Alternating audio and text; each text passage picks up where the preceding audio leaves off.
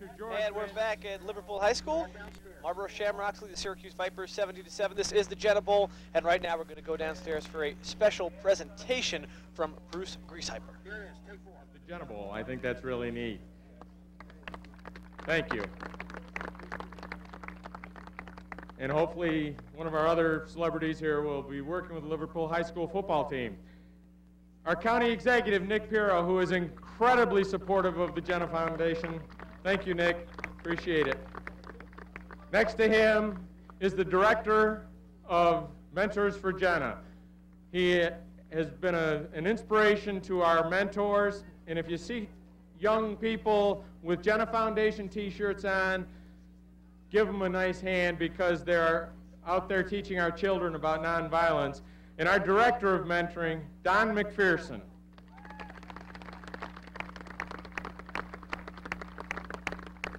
You know, right over here next to me is our mayor designate as of Monday morning, Syracuse's new mayor, Matt Driscoll, who has been incredibly supportive and has told us we can depend on him for his help. Thanks, Matt.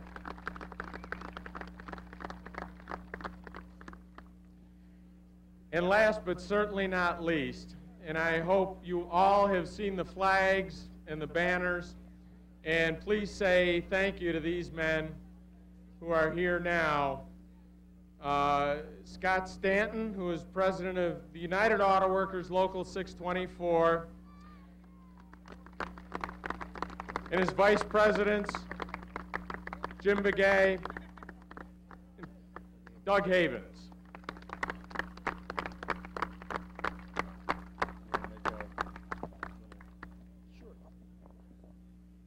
Just let me say briefly that it's an honor to be a part of something as significant in this community as a Jenna Bowl.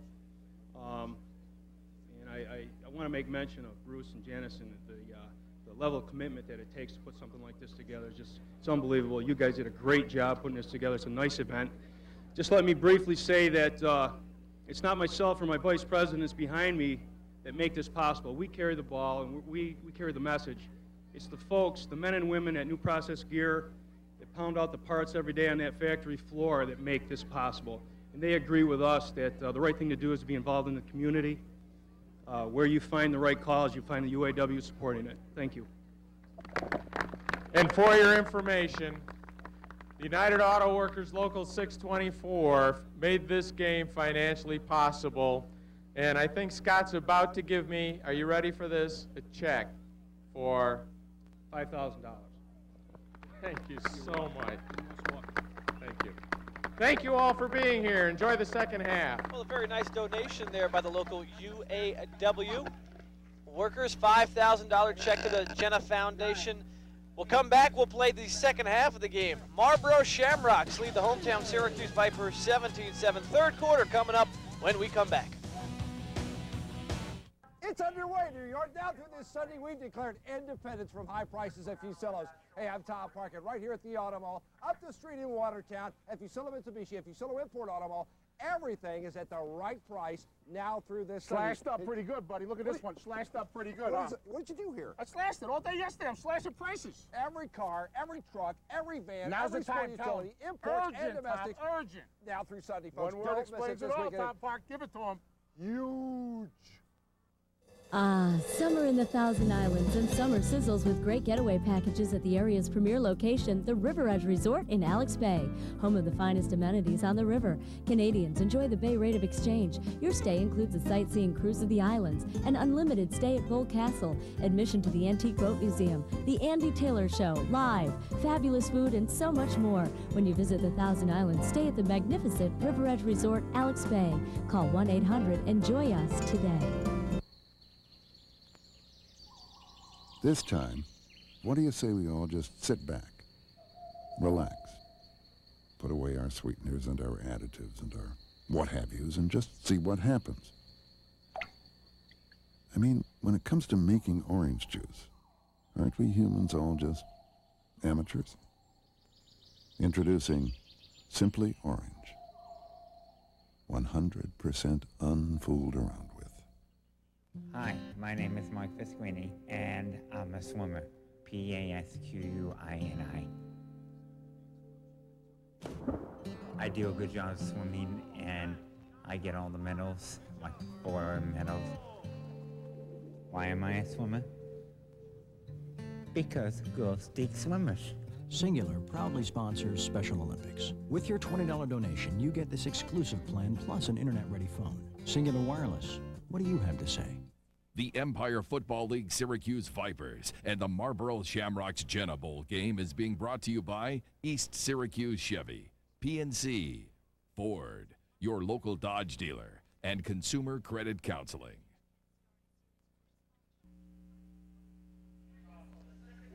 The Syracuse Vipers have a little work to do if they want to get back in this game. Ready for the third quarter of the Jenna Bowl here on WTVH5. Syracuse trails Marlboro 17-7. Sports Director Kevin Marr here bringing you the play-by-play along with Deputy Commissioner of the EFL, Bill Callahan, and the Syracuse Vipers will kick off this one as they did receive the ball to start this game, so they now have to do the kickoff duties. And for the Syracuse Vipers now, what do you think? Mike Battle tells them, hey, we're down by 10, that's not bad? No, not bad, especially with the 4 turnovers. Now Chris Bresnahan, University of New Hampshire graduate, he's going to go in and see what he can do. And I would imagine it would be wide open, Kevin, no question about it. You take away those turnovers, we have ourselves a pretty tight football game. And this is Jeff Worthley going to kick off for the Syracuse Vipers. Back deep is Hatch, and the guy who picks up the ball is actually Lionel Calder. This is Calder going up the middle. Calder with some speed, and Calder brought down as he crosses the 40-yard line and brought down on the play that time by the Syracuse Vipers was Jason Trousdale doing the tackle on special teams, number 55. And let's see what we're going to have for a quarterback here for the Marlboro Shamrocks. They've been alternating between Palazzi and Barone. Both been effective. And Palazzi going to be back in the game. Dave Palazzi, 6'1" quarterback out of UMass. Threw for about 142 yards in the first half. Not bad. And also has the 2 touchdown passes.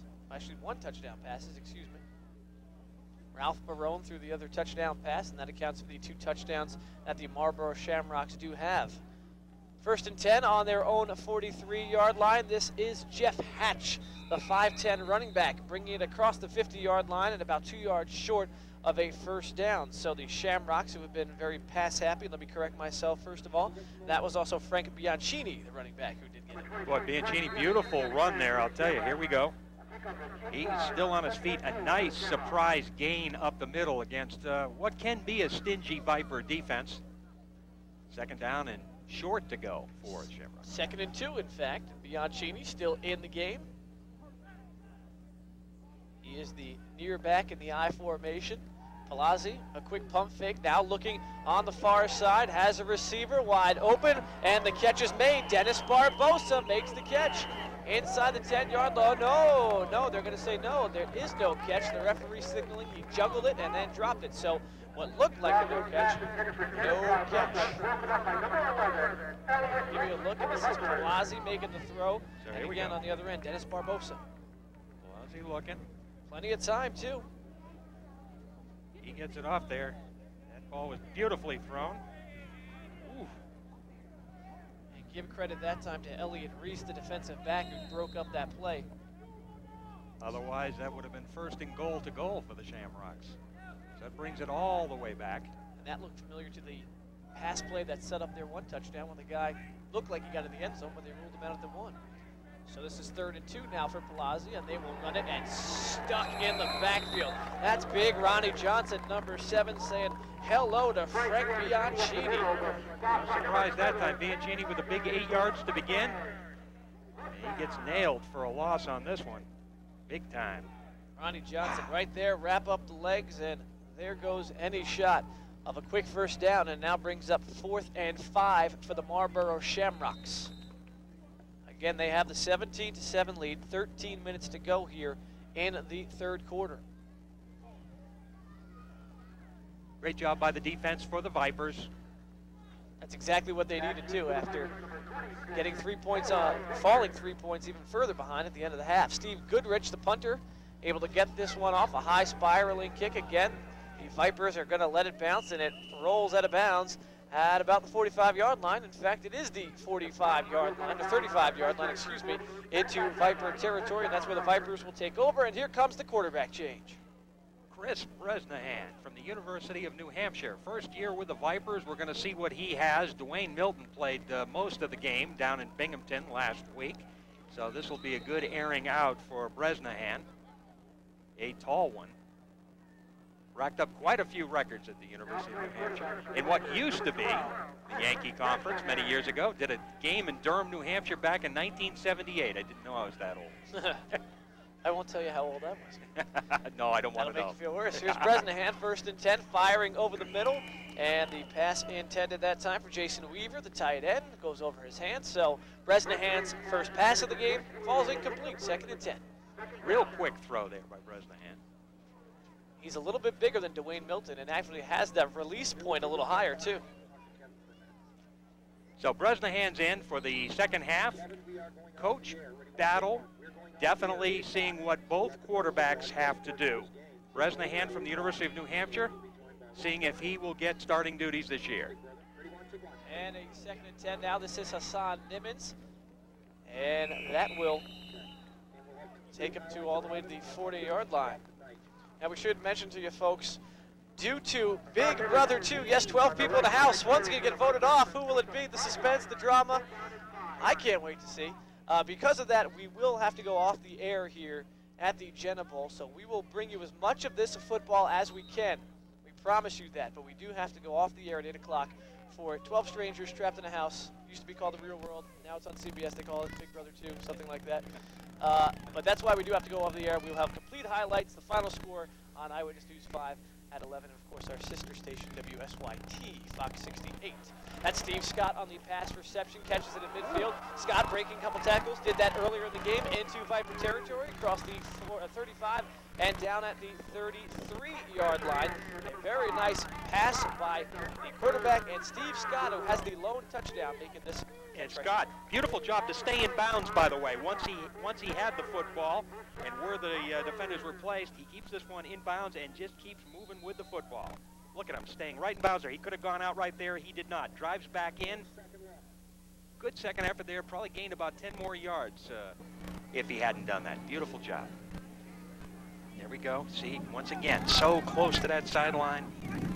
He knew exactly where he was. Dan Smith on the tackle for the Shamrocks. And again, Bresnahan under center, 1st and 10. Ball on the Shamrock 34-yard line. Vipers, a quick pitch out, a quick throw out rather to Rashad Porch.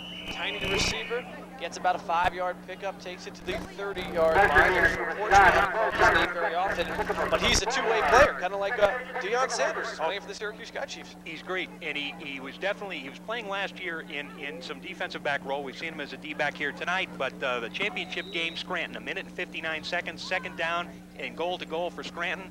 It's a 24-24 game. Kennedy, Scranton quarterback, goes to throws it right in Porch's hand. He takes it at the 5-yard line, runs it all the way back 95 yards for a touchdown, and that was the difference in the championship for the Vipers last year. And that's why he's back again this year, this time 2nd and 6. Hassan Nimmons, the running back. Oh, man. That's why we have mics on the sidelines, folks. Boy, you could hear that one. Big hit, a lot of screaming going on. Take a peek at that one again. Bresnahan back to Nimmons. Nimmons picking his shots. Okay, he said, this is where I'm going to go, and flies. Wow. Brought down by 44. Nailed in midair by number 44. That's Todd Thoreau making the stop. 9:40 left to go in the 3rd quarter. 17-7. Marlboro Shamrocks on top, but the Syracuse Vipers in a good position on a 3rd and 4 now for what could be a 1st down. And again, Bresnahan throwing, and again, another pass completion for Chris Bresnahan. So maybe the quarterback change was good, but no, they actually say Rashad Porch now dropped this ball. So last time the Shamrocks had one, they had a ball go in and out of the hands, and now the Vipers get one. But again, look at Bresnahan. Very cool under pressure. Seems to know exactly what to do with the football. Porch had it, but apparently lost it on the way down. That's a good look, a good replay camera on that one. You can see he did not have control of that. 9:19 left to go here in the 3rd quarter. Again, we have to be off the air at 8 o'clock. We and we'll give you the complete recap of this game later on tonight on Eyewitness News 5 at 11. Bresnahan now on 4th and 4 for the Vipers, trying to keep this drive alive. Bresnahan firing in the corner, looking for Porch, and nobody's home. Rashad Porch just a little too slow, the ball a little too fast, always never a good combination, and the Vipers cannot convert on 4th down, so the Shamrocks will take over on their own 28-yard line. Caleb Rucker, I believe, in on that defense as well for the Shamrocks. But again, looks like they got a couple of great quarterbacks there, the Vipers. Dwayne Milton didn't have a great first half, but he's had great performances in the past, and Bresnahan, I'm real impressed what I saw in that series of downs. Kevin. And again, Big Brother 2 coming up at 8 o'clock. That's why we have to be off the air. 9 minutes left to go here in this third quarter. 17-7, Shamrocks with the lead with the ball. 1st and 10, Palazzi hands the ball off and running right up the middle, which looks like it could be a pickup of about 2 yards on the play that time. Was number 43, Wes Pugh, the running back. And breaking through the line right here.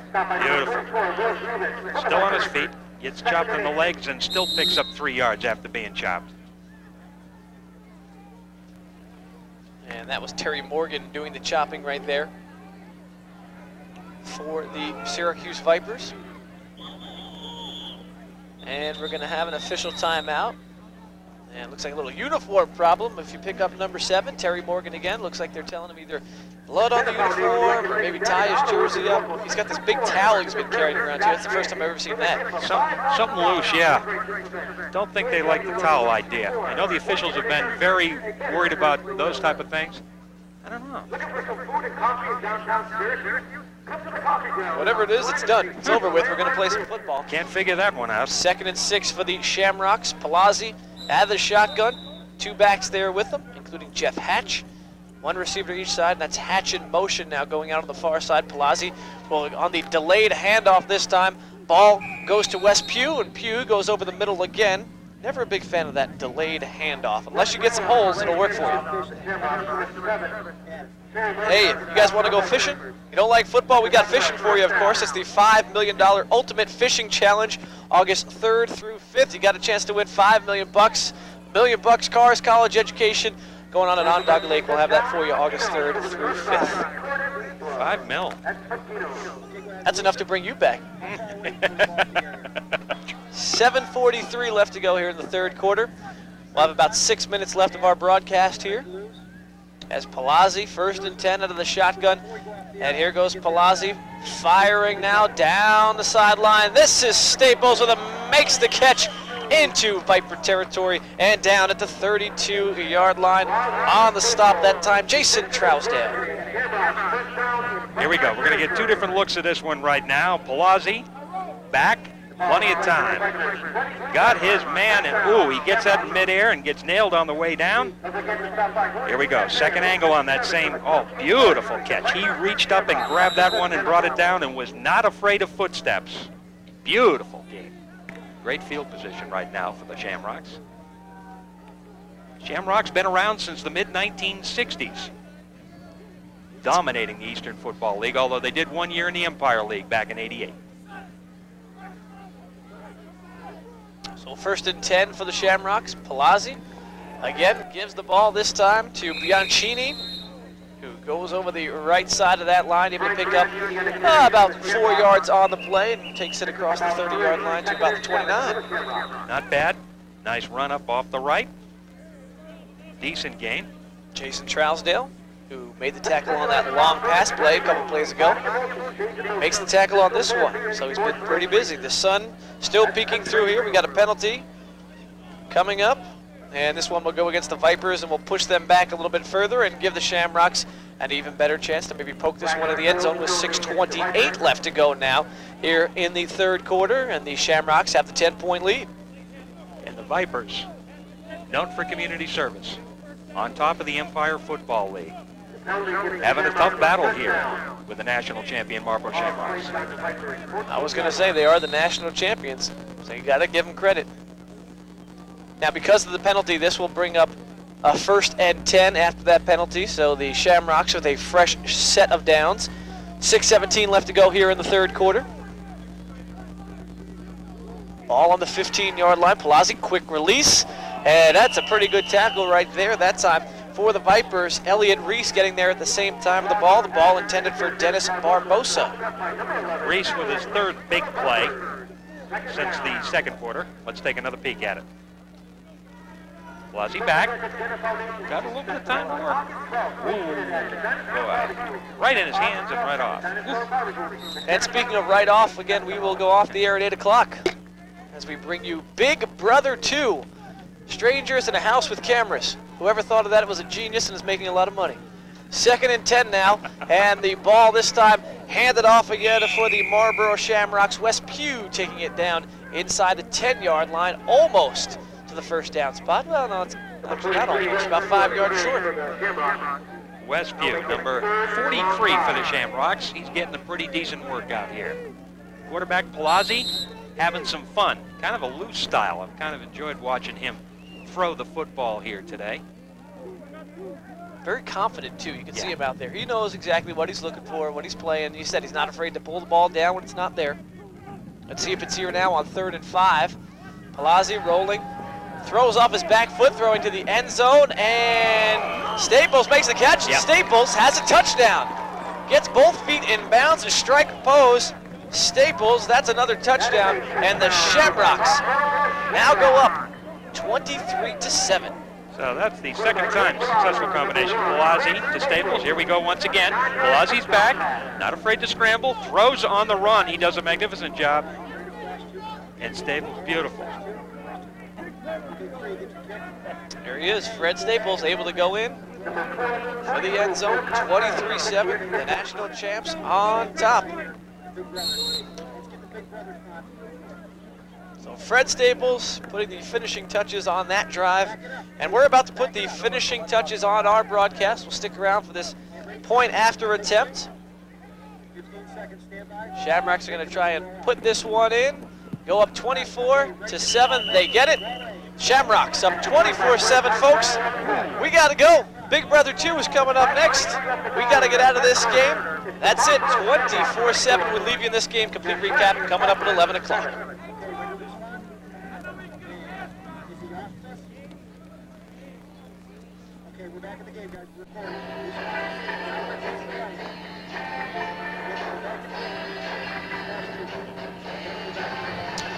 All right, so we're back and 5:23 left to go here in the third quarter.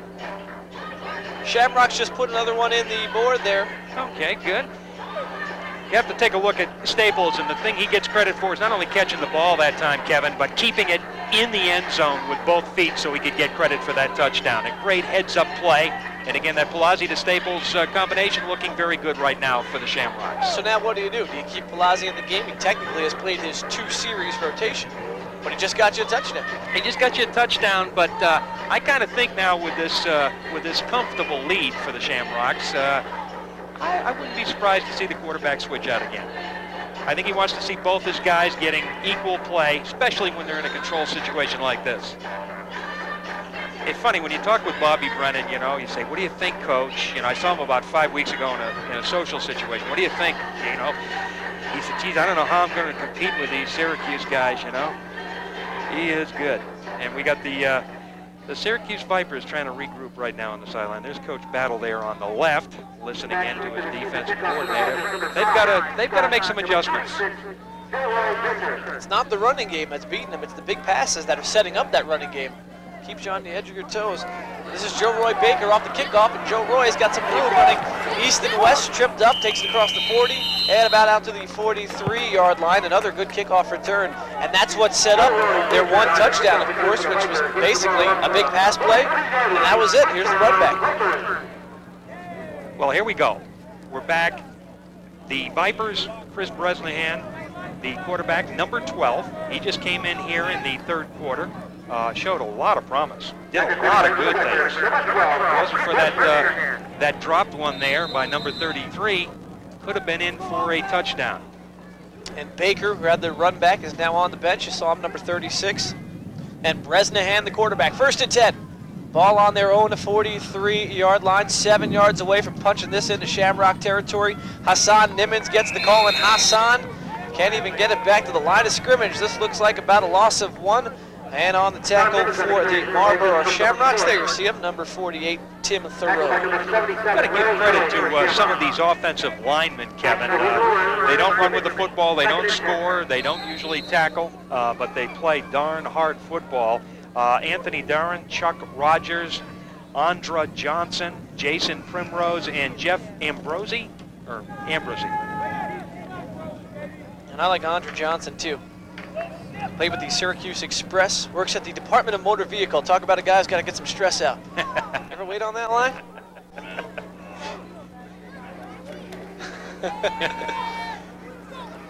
4 minutes left to go, and this one is picked off. Bresnahan joins the Dwayne Milton Club of Interceptions as this one gets picked off, and it is picked off that time by number 98, Scott Holland. So 5 turnovers now for the Syracuse Vipers, and that is the reason they trail this game 24-7. And the Rocks are going to have the ball in great field position at their own 45, 1st and 10, and they're moving along very, very well right now. They're in control and very comfortable, despite the fact some of the players did not make the journey for this long trip, and the other players had a long day of travel coming into this. Just shows how strong this football program is. Remember, 19-0 last year, 2-0 so far this year. Steve Scott making the tackle, and there is the man who got that reception, Scott Holland. And there is the quarterback who threw the interception, Chris Bresnahan, his first INT of the game on the sideline now. Let's see how he shakes that one off later on. And let's see how the Rocks play off this one. They've been turning these turnovers into points. Pitch back goes to Bianchini, and Bianchini goes beyond the line. And he loses about 7 yards on the play. See where they spot it. They will spot the ball just short of the Vipers' 40-yard line. And on the tackle that time, a guy we've been talking about, Terry Morgan, Mr. Towel. That's what they did. They made him tuck the towel in, and now Terry's going to limp off the field. Looks like he's walking it off, though. He'll be back in after he sits out a play. Looks like the Vipers' defense getting pretty comfortable there up the middle, preventing the big run. But again, it's the pass that we had to worry about from the Syracuse side of things. And again, folks, this is the Jenna Bowl to benefit the Jenna Foundation here in Central New York, named after Jenna Greashopper, Camillus native who was killed by a parolee. This is the delayed replay of the game played right now on the 7th of July at Liverpool High School. Again, you're watching the delayed replay, and that time the pass knocked down out of the hands of Dave Palazzi by Ronnie Johnson, the defensive end, 6'2", 200-pounder. We're going to see that once again. Palazzi scores still in, quarterback and down. Nice, nice. He was waiting for that pass on that side. Went up there and tipped that one. And again, we got to reset the scales now for you. We're going to have a penalty, actually, this time. I didn't see the flag come in. Ooh, no, I saw no flag at all. But this penalty will go against the Vipers, so the pass knocked down, but that goes for naught, as now they will move the ball up a ways. The official will now they're actually going to move it up 10 yards. Wow. So they will make it 1st down now, and the ball will be on the Viper 48-yard line. Didn't see who the play was on. I didn't see the flag come in either, but we'll trust the refs. 2:44 left to go here in the 3rd quarter. Shamrocks driving up 24-7. And here's the direct snap to Bianchini. Bianchini breaks the line of scrimmage, picks up about 2, barely gets it back to the 45-yard line. Palazzi, good job selling that fake too. Jumped up and started taking off in case anybody was watching him. But again, Viper front defense not fooled on that one. So it's 2nd down and 8 yards to go for the Rocks. And the last game against the New Jersey Ravens, Bianchini actually scored off that play. New Jersey Ravens play out of Patterson, New Jersey in the Empire League. Used to play in the Garden State League. Great organization down there. And we should plug the websites too. If you want information on the Syracuse Vipers, it's www.syracusevipers.com. And then it's the www.marlboroshamrocks.com if you want information about these two teams. Palazzi passing on 2nd and 8. The intended receiver got tripped up as he crossed the line. Again, that's number 95, Mr. No Name, who we don't have on the roster. But he did have a big catch before. We should mention that. Big boon to minor league football has been the advent of the internet websites. I remember back in the 1970s when I first got involved, you pretty much relied on the local newspaper in town, or Pro Football Weekly had a small minor league column. And that was about it. Otherwise, you got on the telephone and dug from there. Now you can go home every night, check all the websites, see what's happening, and it's really helped this sport a lot. 3rd and 8 for the Marlboro Shamrocks. Palazzi out of the shotgun. Here comes the rush.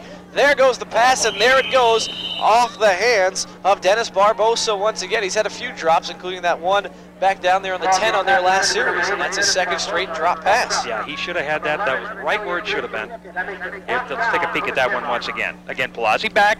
Plenty of time from the shotgun. He throws right to his man. He should have had it. Definitely should have had it, no question. That was down on the 30-yard line there. And Raheem Smith, one of the defenders there, applying the pressure in the backfield. 1:47 left to go in the third quarter. Shamrocks facing a 4th and 8. They will bring in the punter. That, of course, is Steve Goodrich. Played his college football at URI, which is the University of Rhode Island. Stands 6 foot. He is set to punt the ball the way to Joe Roy Baker. He's had a few good returns here so far. A good speedy runner, likes to run right to left, and flag on the play. Let's see what happens here. The Vipers will let this ball go down, and the Shamrocks will down it inside the 27-yard line, but there is a flag on the play. I kept my eye on it. Number 55 for the Vipers that time jumped across the line. Jason Trousdale. Talked about him making a couple of good tackles, but he looked like he jumped across the line early, so looks like we could do this whole thing over, or it just might be an automatic first down. Yeah, we're checking this one out. Officials huddling. Yep, that's what the call is, 5 yards, and looks like it was accepted. Yep. Not enough for the first down. We should point that out, so we will do this punt over as Goodrich comes back on the field. 1:37 left to go here in the third quarter. Again, you're watching the tape delay rebroadcast of the Jenna Bowl live from Liverpool High School. Sports Director Kevin Marr from WTVH and Bill Goodrich, formerly of the Glens Falls Green Jackets. Callahan. Goodrich is a kicker. Oh, I'm sorry. Yeah, no Bill problem. Callahan. But I've been called a lot worse than Goodrich. It's tape delayed. We can fix that if you want. 1:37 left to go in the third quarter. And it looks like we're not going to punt this ball over. We're just going to bring out the offense. Huh. Okay. So the Syracuse Vipers said, you know what, we'll take the penalty, push us back a little bit far, yada, yada, yada, let's play some football. Okay. Kind of surprising because that was not a real good punt. So again, Chris Bresnahan, the quarterback. This will be his game, from what we are told, the rest of the way with the Shamrocks Shamrocks leading 24-7. The Vipers have a long way to go. 1st and 10 on their own 27-yard line. I formation, receivers to each side. Bresnahan firing over the middle, intended for Corcoran High School product Steve Scott. And he has it bounce off his hands there on the coverage for the Shamrocks. Number 58 was Dan, direction number 5 is Dan Smith. Let's take a look at that one once again. Again, Bresnahan throwing. Oh, he had his man, but again, great defense there. Number 28, huh, from the Rocks. And Steve Scott, the intended receiver. Steve now runs the Boys and Girls Club on East Fayette Street in Syracuse. Graduated from SUNY Morrisville. He played football there. 13 game MVPs, former member of the Syracuse Express. So now 2nd and 10. Bresnahan firing again over the middle, and Bresnahan was wrapped up that time by Larry Dorey. He already has 2 interceptions, almost had himself a sack, and Bresnahan able to get rid of the ball, but it'll bring up a 3rd and 10 now, and no receiver really in the general area, and Chris Bresnahan's got to be wondering, where'd everybody go? Yeah, definitely. Bresnahan just breaking into this level of ball, played at the University of New Hampshire. Of course, Dwayne Milton played the first half, but was kind of rocky for him. 4 INTs. Is there any recruiting that goes on in this minor league football? Maybe you know somebody, come play for me, I'll put you up in my apartment? Well, yeah, there's a lot of recruiting that goes along. First of all, there's a lot of word of mouth. One guy comes from a college to play, he passes word on to some of his teammates. 3rd and 10, Bresnahan looking downfield. Man wide open for the Vipers. On the reception that time, Marty Clinton. First time we called his name, and he takes it across the 50 all the way into Shamrock territory, 43-yard line. That's where the Vipers will take over on fresh downs. Let's see that again. Bresnahan dropping back. Nice stride, plenty of time, commanding presence as a quarterback. He throws it. Oh, beautifully done. Right where it should have been. Nice catch. And still on his feet, 5, 7, 8 more yards before he's brought down. And down to 45 seconds left to go here in the 3rd quarter. Vipers on the move, trailing 24-7. Bresnahan, a quick drop, wants a quick pass to Steve Scott. Scott takes it across the 40-yard line and down to the 39-yard line. They're going to call that down. Let's see what the officials have to say. I think he's going to be about 2 yards short of that first down. 20 seconds left to go before the half. Did not get out of bounds, so the clock still runs. Here's a look. Take a peek. Good arm. Jukes inside, then out. They're going to rule that a complete catch. Yeah, they ruled it. That was borderline. No question about it. But unfortunately for the Vipers, no question about it, the fact that the 3rd quarter has come to an end, and no question about it, the Vipers did not score in this quarter. However, the Shamrocks did, so that's why the Shamrocks have the lead 24-7 here in the first ever Jenna Bowl, and you're watching it live right here on WTBH5. 24-7, the visitors on top. The Vipers have the ball. They're about to start the 4th quarter. We'll have that for you when we come back right here on WTBH5.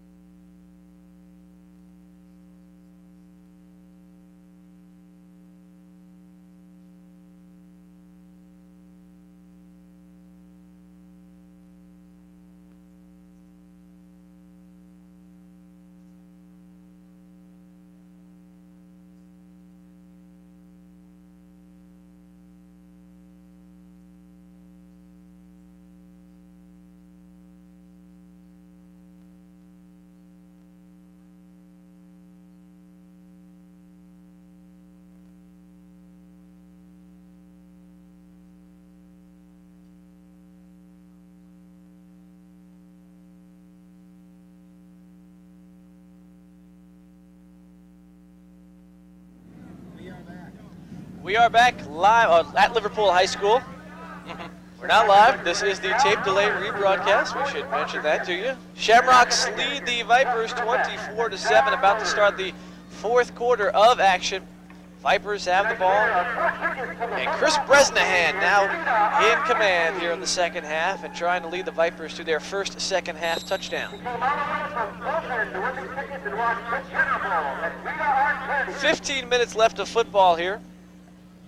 And the Vipers certainly have a big hole to climb out of right now. Down by 17 points, but facing a 2nd and 3, ball on the Shamrock 36-yard line. Bresnahan with time, a quick pitch, and this one goes out to Hall, and Hall across the 20, to the 15, 10, 5, and that is a touchdown. Jason Hall, a quick release by Bresnahan and some quick feed by Jason Hall, and the Vipers strike first here in the 4th quarter. Bresnahan to Hall, boy, that was magnificent. You saw the crowd on that one getting into it. Let's take a peek. Big Bresnahan, number 20 out of the University of New Hampshire. He's back, calm. He's got Hall. Now watch Hall run. He picks his shots beautifully. Outside, inside, still on his feet. And they can't believe he's running all the way in. And of course, no flags, touchdown. Beautiful. That's a 36-yard pass completion and 6 points on the board. Bresnahan to Jason Hall, his first catch of the game, comes out of the backfield to grab that one. A backup running back is Jason Hall. And the score now Marlboro 24, Syracuse 13. And Syracuse wants to go for the point after attempt, so they bring on the kicker, Trevor Barbano. Trevor, this is his second year, and flags fly in. Looks like it could be a delay of game penalty on the Vipers. Look at the play clock, it was down 0, and that's what it is, so they'll push Trevor back a few yards. Which is probably no problem. Trevor used to kicking extra points. We see him sometimes on kickoffs in the past, and sometimes you see Goodrich on kickoffs. Both kickers kind of fighting for their niche on the Vipers roster. So Barbano will try this again now from 15 yards out. Trying to make it 24-14, high enough and good enough. The extra 5 yards, no big deal. 24-14, the score now as the Vipers able to trim this lead back to 10 on the 36-yard catch and touchdown by Jason Hall. And Kevin, you brought up a point earlier about recruiting in minor league football, and I can remember one of the examples we had with the Green Jackets. We recruited a defensive back out of Hudson Valley Community College over in Troy, New York, which has a good junior college program. He came over, had a great year with us. The next year we had 4 other Hudson Valley players of very good quality, a lot of speed with the Green Jackets. So this word of mouth works very well. Of course, for the Green Jackets in an area that doesn't have a lot of college football programs, it makes it a little bit harder. And there he is. He's got to be happy. Hall, Jason Hall, with that touchdown pass from Bresnahan. And he's got to shove Steve Scott out of the way. Scott already had it. Hey, you had your FaceTime. My turn now. So this recruiting is very interesting. Syracuse, though, has been on the other end of the recruiting area. They're centrally located, but have the advantage and the disadvantage of being in a city with a first-class college football program, which means the minor league program generally doesn't get as much attention as it normally would. Lenny Hamilton, one of the guys who went to Syracuse University, now playing for the Vipers. The kickoff, this time taken by Jeff Hatch, and Hatch across the 30, and the little guy takes it out to the 35-yard line, and Hatch is brought down at about the 37-yard line, so that's where the Marlboro Shamrocks will take over and try and answer the touchdown that was just called by the Syracuse Vipers, and on the tackle, Elliot Reese on the special teams. Now, the city of Syracuse has had 2 touches with modern Major League football. Going back to 1936, they had a franchise in one of the American football leagues that rose up in the 1930s. Didn't complete the season, moved to Rochester before the end of the year.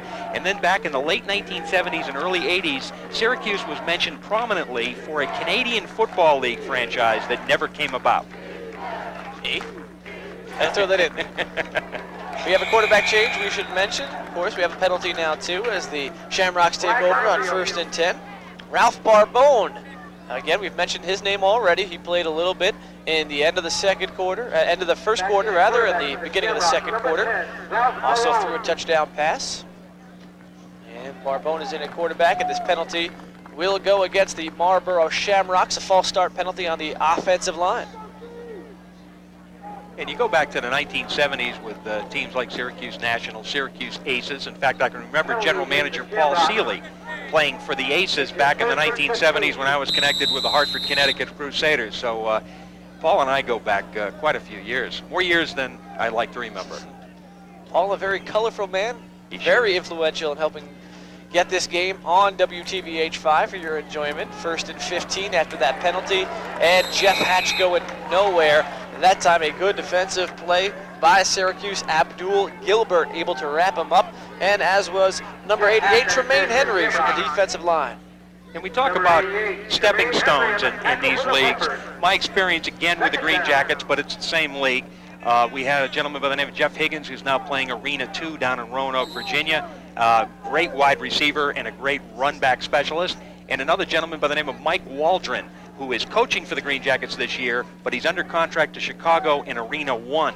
And we'll be back there with them next year. And they all played for the Green Jackets before they had their crack at the bigger leagues.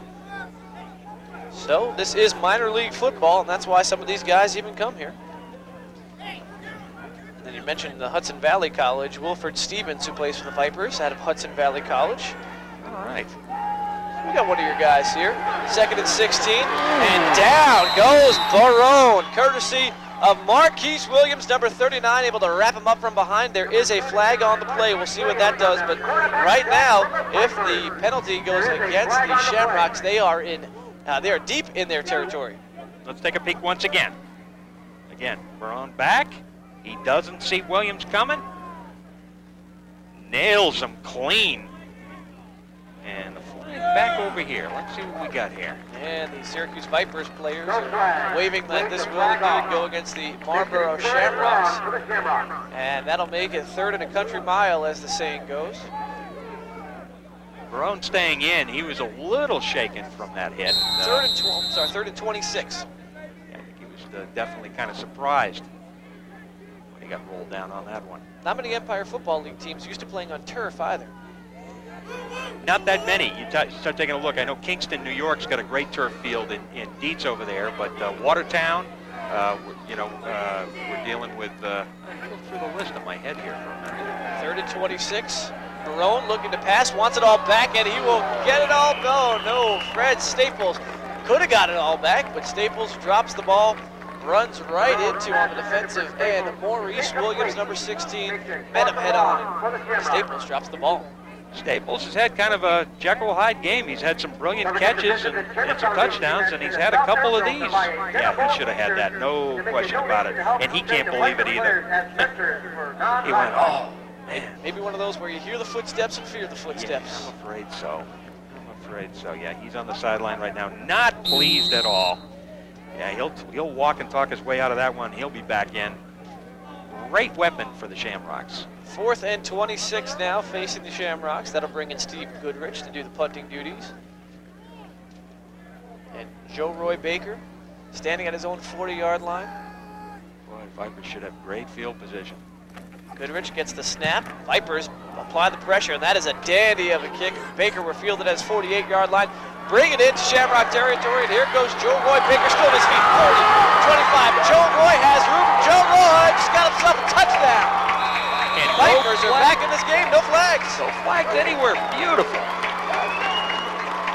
And they are mobbing Joe Roy Baker in the corner of the end zone. Let him up, fellas. He's got to breathe. 20 now for the Vipers. They still trail by 4. But that's a good boost for this team. That's certainly needed one. And look who's down there helping out the celebration. Dwayne Milton, who threw the 4 interceptions. Definitely. Jason Hall there having congratulations as well. There we go. Baker's got the ball. You're saying, okay, let's see what he can do with this. Oh, man, he's got 5, he's got 10, he's got 15. It's amazing how he's turned on the speed and made those cuts. And he's running in all alone. Unbelievable. He is a dandy east to west runner, and that's what creates the opportunity. Go ahead. We'll let you play. Man, oh, man, he's pumped now, and he should be. A 52-yard return on the punt. And now Trevor Barbano on to attempt the extra point. Nailed the last one and nails this one. So the Vipers have come back with 2 touchdowns here in the 4th quarter. And they trail the Marlboro Shamrocks 24-21. Let's take another look now at the Joe Roy Baker punt return for the touchdown. Again, fields it at about the 48, but the east-west running right here is what sets him up. Look at that. There was 5 defenders right there, and he ran right through it. I don't know how he does that. Man, oh man, just at this point, it's all him right now. He just picks up the speed and says, I'm just going to trot this one right in. What a magnificent run back, and what a timely one as well. Number 46, Dwayne Reese, running right there all along with him. And then the celebration begins. So Baker, the touchdown maker. Boy. And the Vipers are down by 3 with 12:05 left to go here in the game. Plenty of time, plenty of time. And this is very much like that championship game last year in Scranton, Pennsylvania. You heard Mr. Lee talking with the coach at halftime, saying we were down during that championship game, came all the way back. The Vipers never gave up on that game, even though there were 2 very important points where momentum was against them, just like this game right here. Jeff Worthley going to kick it off.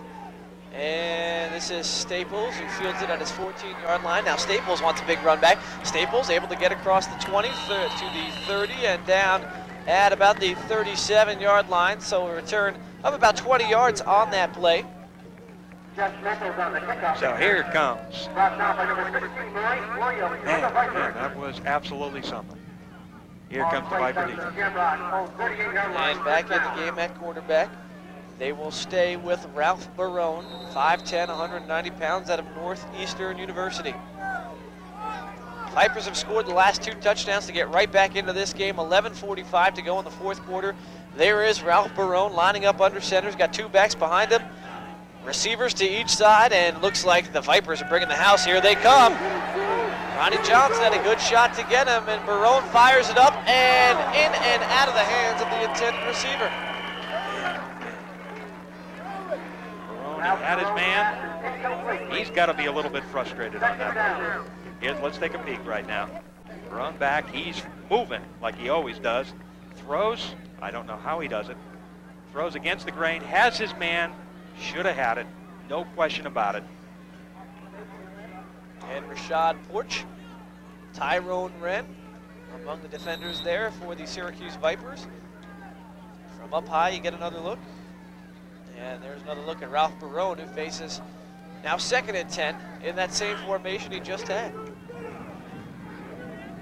Barbosa on the near side, and Staples on the far side. They will give to Bianchini. Bianchini getting a hole, gets a first down into Viper territory, and a pickup that time of 14 yards on that rush, and another set of downs. Bianchini. Bianchini. Heads up, look at this. Still on his feet. Rides a few defenders down. Tyrone Wren making the tackle that time for the Syracuse Vipers. Fresh set of downs now for the Rocks as they have the 24-21 lead. The defending national champions, lifetime record of this organization, 350, 84, and 2. That's how long this Shamrock team has been around for. 1st and 10, they give it to Bianchini, who just got the ball last time. Nothing doing this time, however. Tackle on the play made by Wilford Stevens. There's that guy at a Hudson Valley Community College we talked about. Wilford making the tackle, big number 44.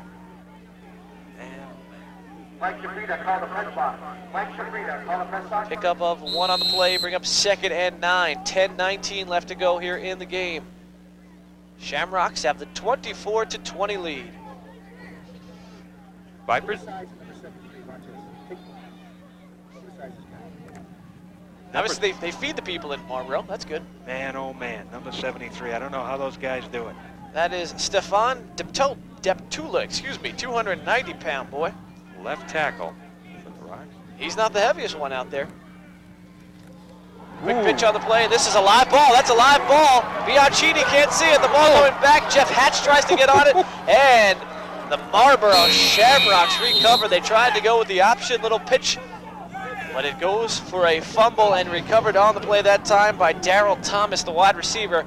But that will be a loss on the play of 17 yards. So let's see, 3rd and 27. 3rd and forever for the Rocks. Official timeout on the field. Before we go, we'll take a little look right here.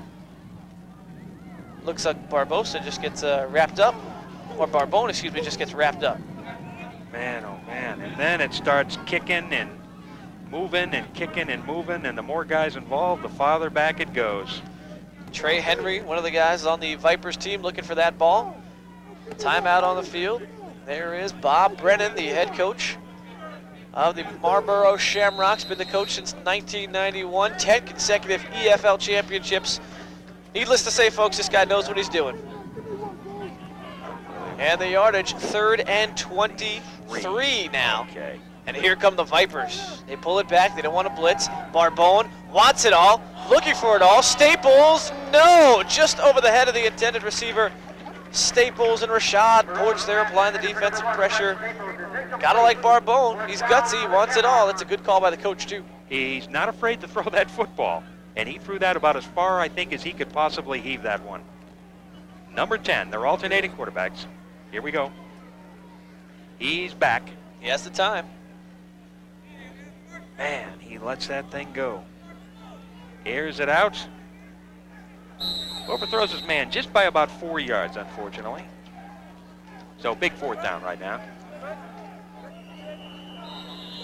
Obviously, and we're going to have another timeout on the field. Looks like, count the guys on the field. I don't think the Vipers have enough men on the field. No, Vipers look a little confused there in the backfield. I can't figure that one out. They only have 10 men on the field. That's the problem. And a heads-up play by Marty Clanton, number 20 of the Vipers, to recognize this. So we'll take a quick timeout right now. 24-21, Marlboro on top. We got 9:05 left to play. We'll come back and play that after this.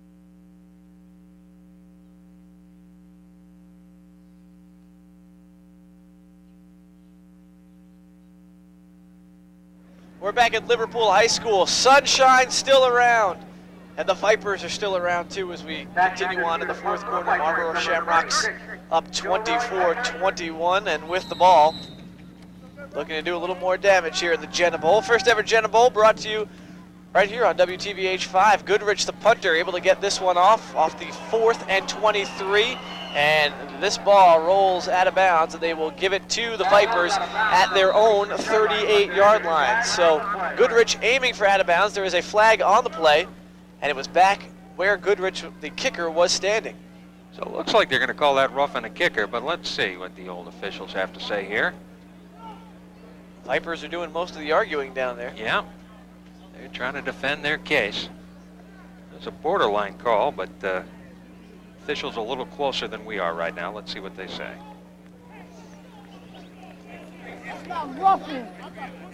Yeah, they're going to give it back, I believe, to the Marlboro Shamrocks. That is roughing the kicker. Big penalty. That is a huge penalty on 4th and 23. That's what the Marlboro Shamrocks were facing. Smart play. So the momentum had gone back to the Vipers, making it a 3-point game. And you can hear maybe the referee saying, hey, your guy went right at him. Your guy went right at him. That's why he called him. He wasn't pushed into him. But keep in mind, Bobby Brennan is a very smart and sly coach. You telling me he knows how to work those officials? Yep. All right, so another quarterback switch. Dave Palazzi, number 7, back in for the Marlboro Shamrocks. That was a 4th and 23 that they punted on. And the roughing the kicker penalty now gives them 1st and 10 on the Viper 46-yard line. Palazzi under center, receivers to his left and right, and an I formation, another penalty. Let's see where this one goes. Let's see who this one goes against, but for now, the ball goes to Mancini, or Bianchini, excuse me. Take a peek right now. But it looks like Syracuse actually jumped early. There's flags over there by the 45-yard line. The referees are meeting once again. Syracuse does not need these penalties anymore after coming so close in this game. They've really shown a lot of heart battling back here in the fourth quarter, but a couple of key problems. Yep, against Syracuse. Yep, offsides against the Vipers. So that was a 1st and 10. And they will move the ball 5 yards. So now the Shamrocks will take the ball over. It'll be a 1st and 5 on the Viper 42-yard line. Still looking back at that roughing the kicker penalty. Boy, that was huge. Gave the Shamrocks new life. They're using it right now. 8:18 left to go here in the game. The Rocks up 24-21. Palazzi hands the ball to Wes Pugh, and Pugh across the 30. Pugh breaking tackles, down inside the 20 and down at the 13-yard line. So Wes Pugh on the carry that time and a pickup of 31 yards. Now Wes, not necessarily that quick, more of a power back, but man, look at him go on this thing. I can't believe he got the yardage he got. Look at him go. Unbelievable. Tyrone Red, number 3, the man to bring him down. Little help that time by Elliott Reese, the defensive backs. Reese got in, but not before the Rocks are in great field position here, somewhere between the 13 and 14-yard line, knocking at the door. Mike Ballerzini on the offensive line, number 79, opening up the big hole that time. So 1st and 10 on the Viper 13-yard line, and looks like we're going to have a timeout call. An official timeout. No, they're going to charge this one to the Syracuse Vipers. So the Vipers call timeout. And you look back on that roughing the kicker penalty. If it wasn't for that, the Vipers would have that ball back, but instead now their backs are against the wall, and the Shamrocks are threatening to put more points on the board. And we're running out of time. 7:23 left to go here in the 4th quarter. And we're taking a look. I was taking a look at a lot of the rosters here, Kevin. And there's so many Division III, Division II, and Division I AA players in this level of football. Obviously, when you're Division IA and you're a good football player, you're a natural fast track right into the National Football League. But the guys on the levels just a little bit lower, maybe just as good, but they don't get enough of the exposure early on, so they have to go and work very hard to get into this level. The 1AAs too, just looking down the rosters. For example, the Marlboro Shamrocks, from BC, URI, Northeastern, we talked about already, New Haven, UMass, Austin University, Southern Connecticut, Hofstra. And you get some big guys, but you get a lot of speed in this level. So again, let's reset this whole thing for you. 1st and 10, 7:23 left to go. Ball on the Viper 13-yard line. Palazzi under center, an I formation behind him. Palazzi wants to throw, looking for Staples, try to bump and run it, and Staples, no, does not make the catch. Tried to go behind Rashad Porch, but Porch had nothing doing on that play. Kind of over on the far dark corner there, so we had to wait for the officials' wave before we knew it was incomplete. But let's take a look at this now from that end zone, get a better look at it. Oh, man, okay. Got behind him. Yep. No bottom in the basket. So Staples, again, having some brilliant plays, but having a few that are just not quite there. That'll bring up now 2nd and 10. Ball still on the 13-yard line. Even if they do score, the Shamrocks that is, the Vipers will have plenty of time to get that ball back. And now Palazzi gives it. And it's Mike Ballerzini. This will be Frank Bianchini trying to go around the left side, and Bianchini doesn't get much running room that time. Syracuse definitely bottling up the sides right now. Let's take the peek. And Elliott Reese on the tackle that time. Bianchini, good pursuit. There's Reese's tackle that stops the whole thing, but the rest of the D was right behind him, so he wasn't going too far. And Bianchini now goes out of the game. Pickup of 1 on the play, 3rd and 9. Ball on the Viper 12-yard line. Out right now, Kevin. This would be huge for the Vipers. This is field goal territory. We've got to keep that in mind, too. Jeff Hatch, number 20, is the halfback.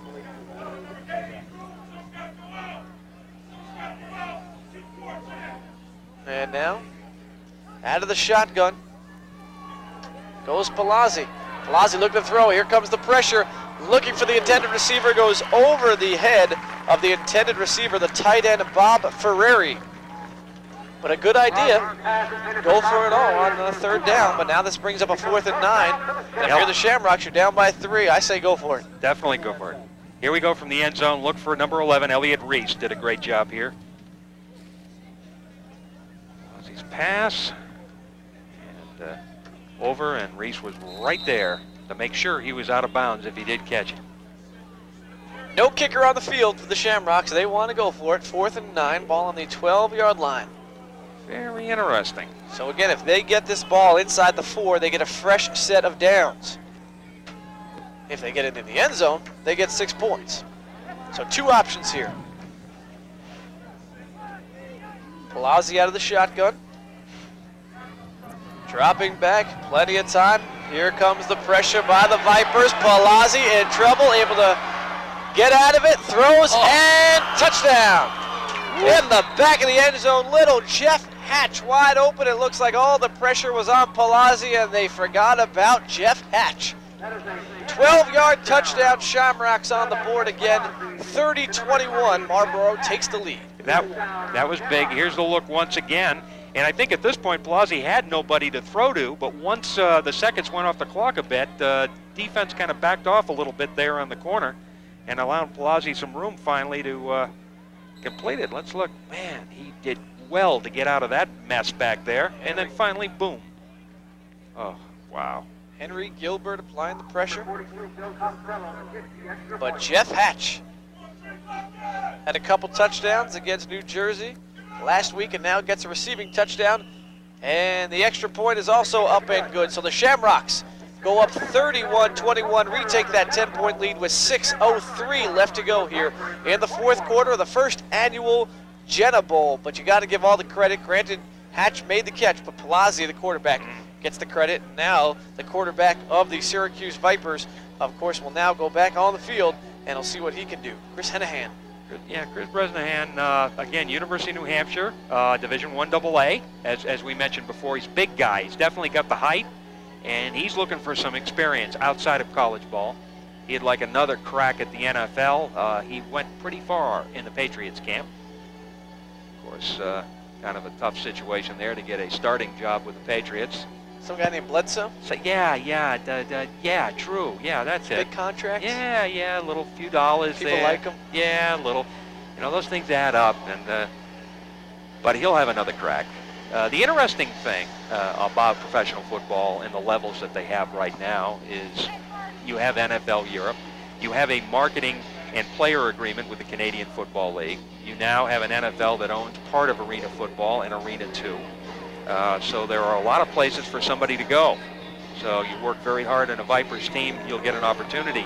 I was involved in some negotiations with the XFL and the Empire League, and if the XFL had ever gone one more year, we would have had a lot of our players going to their tryout camps, which would have been kind of neat, but unfortunately, it didn't work out the way it's planned. It was good, solid football, but the frou-frou around the football didn't work out for them and turned out to be kind of a ratings loser, as we know, on the TV side. More cheerleaders is what they needed. Yeah. I was not sad to see it go. I think it will change the way games are broadcast. If you watch the NFL, I think they will implement some of the broadcast technologies that the XFL tried. I spent a week down in Orlando when the Eastern Conference teams had their 2-week start of camps, and had a chance to watch them and talk with the players and talk with the coaching staff. And I really liked what I saw in the trenches as far as their football went. Obviously, a lot of the skilled players were guys that were working very hard to get some attention. But the thing that surprised me and impressed me greatly was the offense and defensive linemen and some of those other positions. A lot of those guys are going to be playing in the NFL.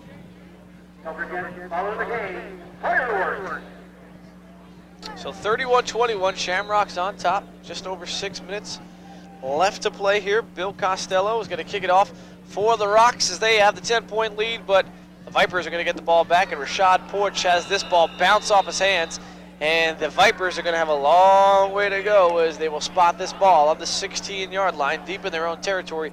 5:54 left to go. So now you got to get 10 points. You're going to need 2 possessions. Keep in mind, Marlboro's going to get that ball back and going to milk that clock for all it's worth. Definitely. Steve Scott, we've seen a lot of, number 5 wide receiver for the Syracuse Vipers. Haven't seen a lot of Rashad Porch in this game, number 33. He's a great receiver when he has the opportunity. And of course, Hassan Nimmons has been the primary running back for the Vipers. Chris Bresnahan, number 12, is in for the second half here as quarterback. Vipers got a long way to go. Ball on their own 16-yard line. They bring in 4 receivers, so they want big yardage, and they want it in a big hurry. Bresnahan, a quick release, and finds his man that time is Brian Giannotta, the wide receiver, 5'9", 165 pounds. Second catch of the day for him. Say the day, but we have moved into night here now at Liverpool High School. Let's take a look. Let's take a peek once again. Bresnahan's back.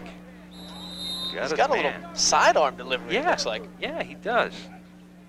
So pick up a 3 on the play, 2nd and 7. Bresnahan throwing again and finding his receiver. Once again, the catch is made down there by number 80, Michael Grenton. And that'll be a first down, and the clock keeps on running. We are at the 5-minute mark here in the 4th quarter. Shamrocks lead 31-21 in the inaugural Jenna Bowl. Again, trophy, which sort of looks like the NFL trophy. Big gold football on top. Short little stand on the bottom will go to the winner of this game. Bresnahan fires, and this one, again, intended for the guy who just made the last catch, Michael Grenton, but he can't come up with it. 4:40 left to go in the game. Clock stops with the incomplete pass. And Kevin, I just wanted to comment on how wonderful this football facility is here at Liverpool High School. I've never been here before and greatly impressed. Yeah, this is one of the newest here in Central New York. George Mangicaro, the athletic director, and his staff do a wonderful job keeping it up throughout the year, considering they play soccer boys and girls, lacrosse boys and girls. Field hockey also plays on this field, but it always looks great. Bresnahan now firing again, and intended for Jason Weaver across the middle, and Weaver gets a little extracurricular hit that time by Todd Thoreau, but Weaver cannot come up with the ball, so an incomplete pass will bring up a 3rd and 10 now for the Vipers. Let's take a peek. Bresnahan with time. Oh, boy. I wish I had a little bit of money for every one of those passes on either side that have been right in the receiver's hands with nobody there. And so many of those have gone over the middle that have gone dropped. Frustrating. I know those players will watch a tape of this game later and chastise themselves. So Bresnahan on 3rd and 10, throwing a quick pass out to Hassan Nimmons, and Nimmons able to take it across the 40-yard line, but will come up about 3 or 4 yards short of the first down. And that'll bring up 4th down now for the Vipers, who trail by 10. And they're going to go for it. Here we go. Nimmons has it. Nice screen. Still on his feet, knows where to go with the football. Brought down by a couple of the rocks there. So 4th and 2. Bresnahan firing for it. There's the first down, and there is the catch, and there is the additional yards by Grenton, his 3rd catch of this series. And pointed out, Michael Grenton got a big first down, a big gain, and the Vipers are in Shamrock territory. All right. Grenton, a breakout quarter for him, number 80, the wide receiver. Here we go. Let's take a quick peek at that as he runs off the field. Beautiful. Nice job. Great position, and no question about catching that ball. Yep. And the Vipers are in a quick mode here. The hurry-up offense. They had a 1st and 10 on the Shamrock 31-yard line. The Shamrocks are like, we got to slow these guys down. We got to take a timeout. So that's what they did, a timeout on the field. Shamrocks have the 10-point lead, 31-21, but the Vipers are on the move. And they could get another touchdown or at least some more points. We'll let you know when we come back. You're watching the Jenna Bowl on WTVH 5.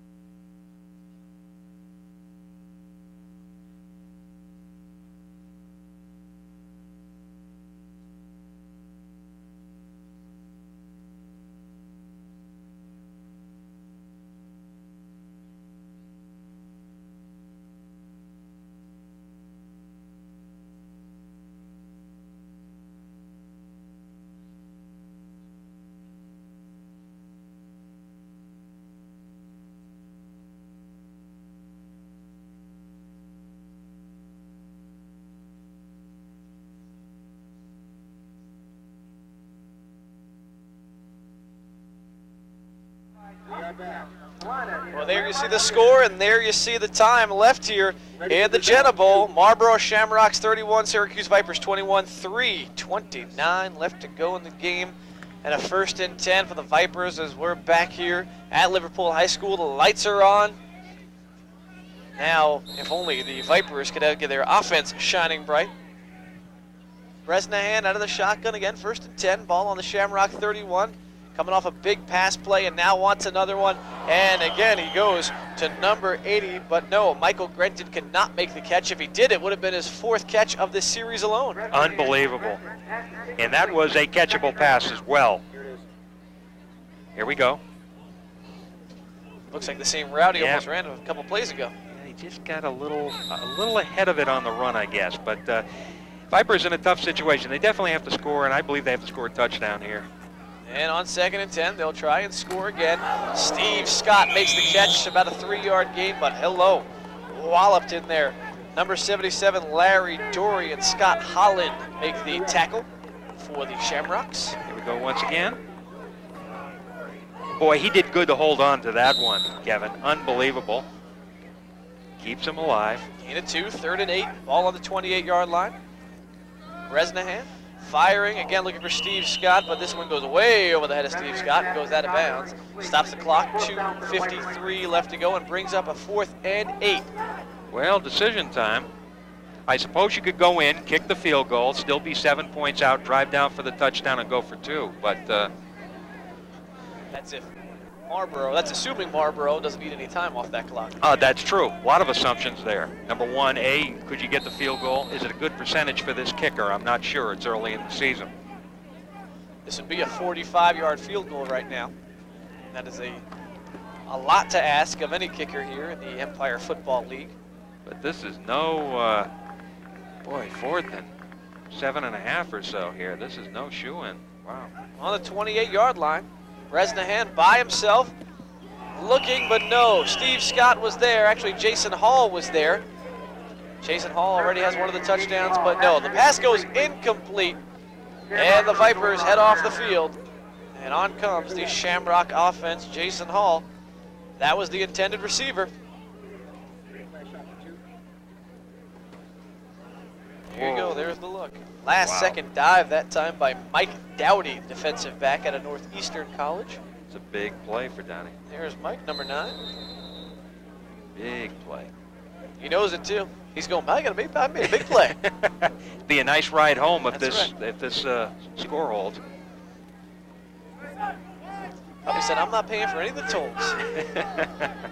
So Dave Palazzi now back at quarterback. And the handoff, but now there's a fumble. This could turn the tide. Ball is loose. Vipers trying to get it. If they did recover this ball, it would actually be in better field position than they got.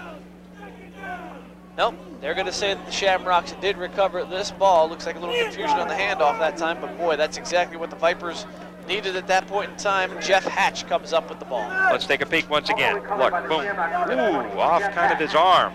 On the floor right there. Looked like the Vipers were going to recover, but no.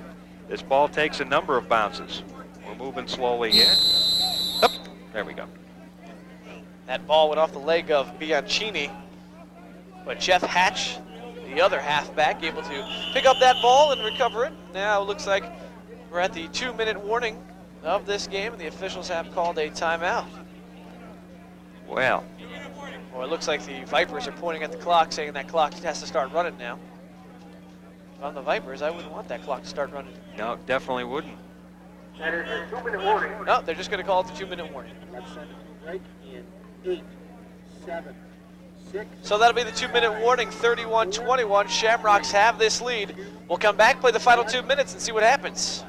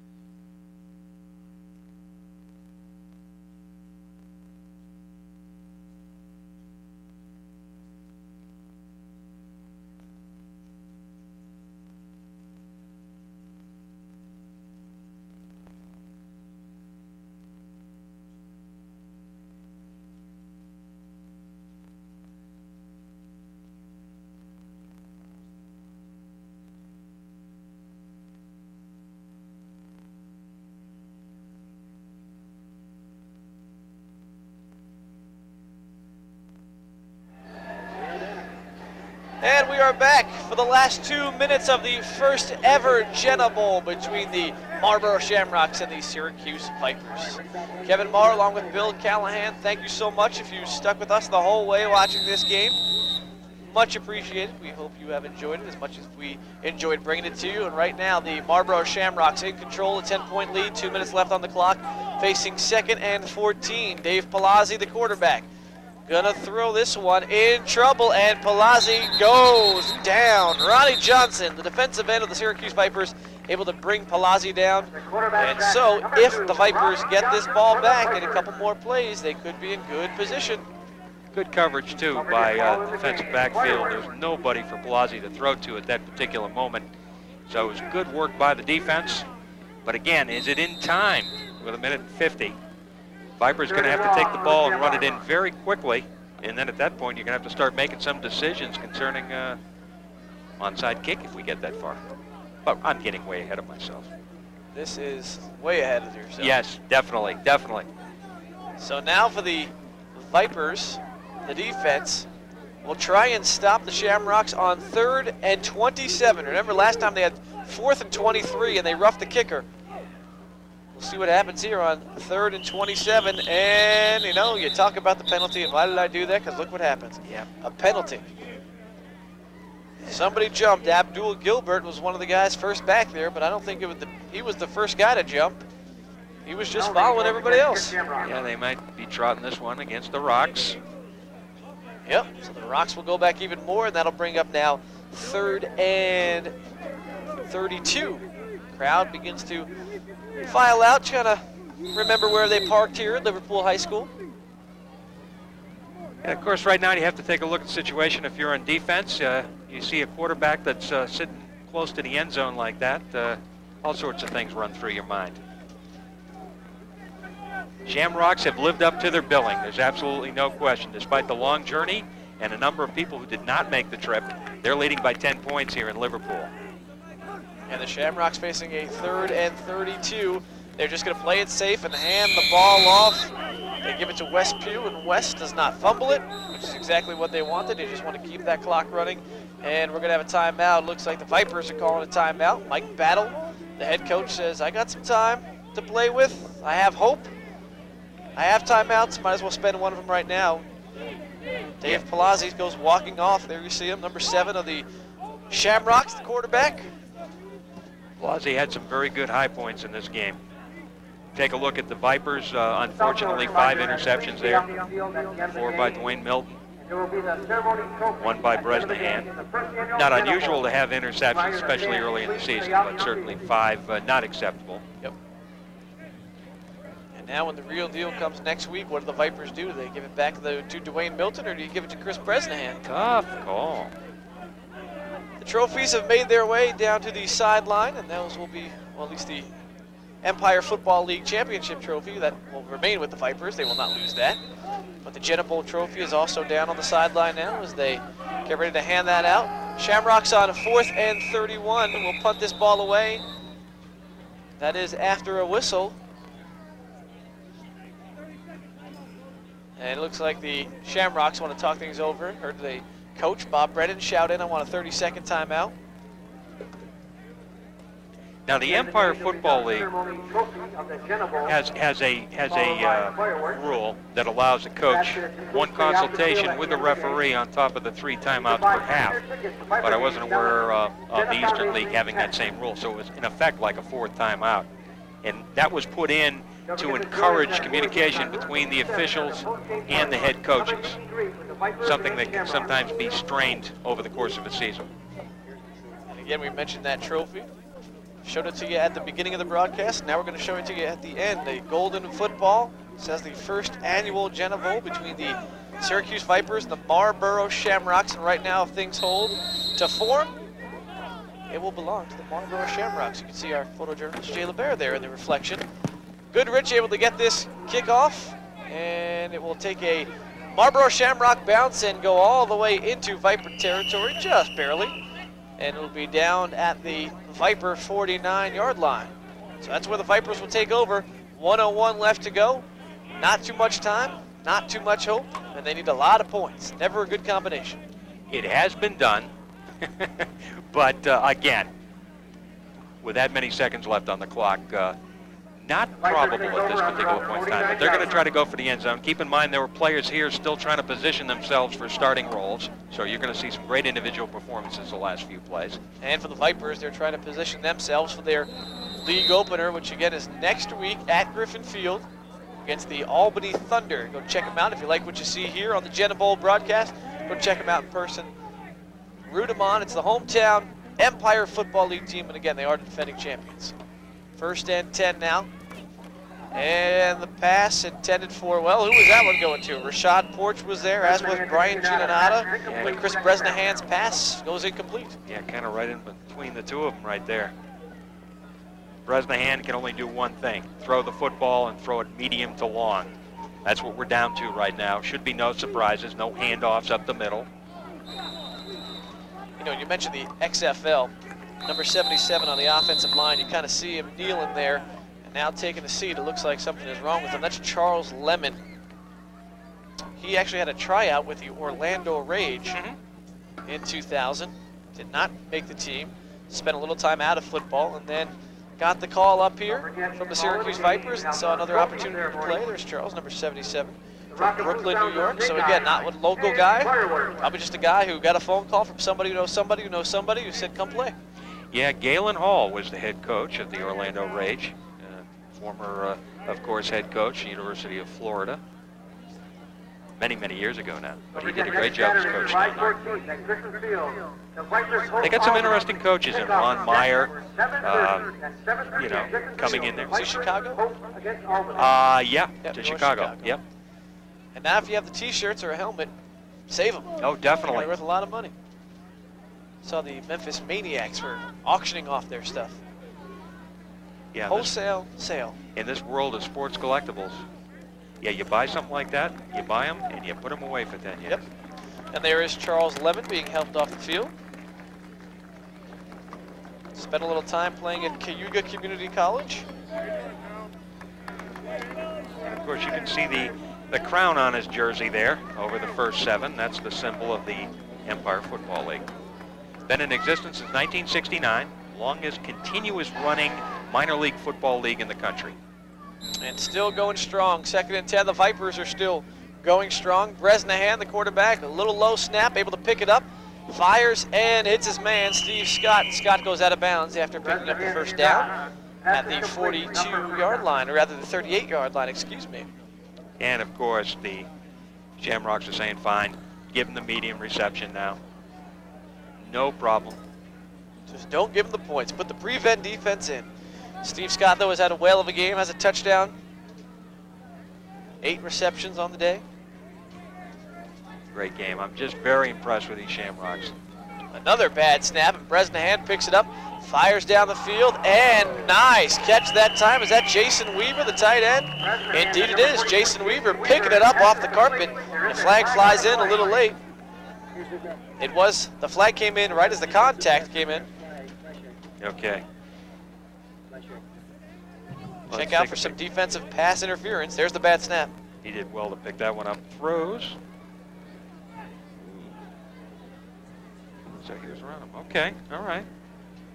So that is automatic first down now for the Vipers, who still have life. 44 seconds left to go here as we bring the first ever Jenna Bowl to a close.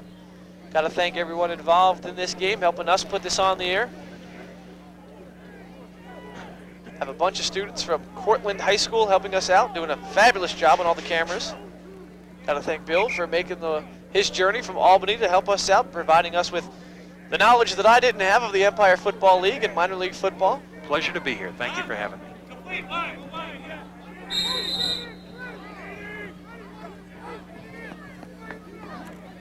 So Bresnahan firing on 1st and 10, and the intended receiver, Rashad Porch, can't come up with it, excuse me. Let me correct myself, that's Michael Grenton, who could not make that catch. 36 seconds left to go here. Here we go. Grenton, the last series, had 3 big catches, which could have set him up for, which did set him up for the touchdown. He was all alone there, but it was a little low.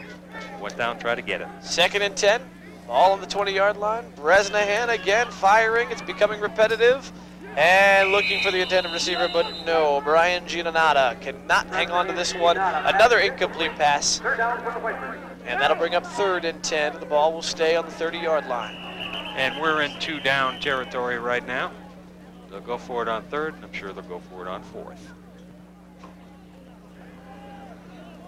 And head coach Mike Battle on the field of the head coach of the Vipers.